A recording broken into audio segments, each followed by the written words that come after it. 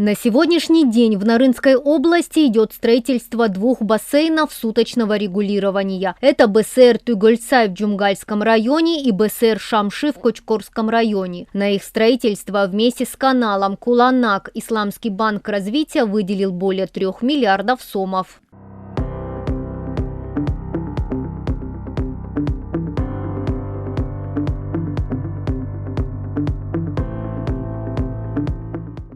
Сейчас на БСР Тугольцай выполнено 40% от общего объема работ. Его высота составит 35 метров, ширина 200 метров, а длина 1 километр. Бассейн будет снабжать поливной водой 3500 гектаров пахотных земель Джумгальского района. Подрядчиком выступают ОСО «Профит Экспресс» и строительная компания «Техноцентр».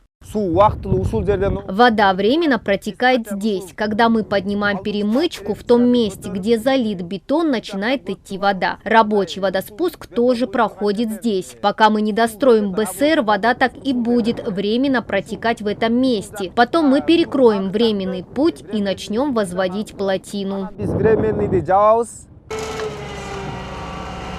С началом строительства БСР в районе появились дополнительные рабочие места. Все сотрудники гарантированно получают ежемесячную зарплату. Довольны и местные жители, ведь благодаря БСР территория орошаемого земледелия сможет увеличиться.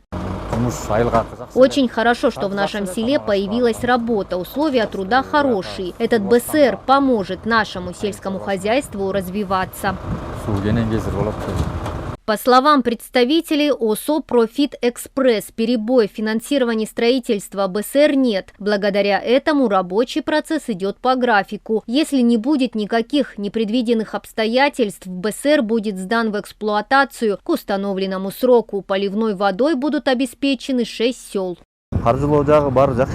В финансовом плане все хорошо. Работа оплачивается сразу по мере выполнения. До начала зимы мы планируем полностью завершить бетонирование и установку железных труб. А вот зимой начнем сварочные работы. Далее будем транспортировать инертные материалы.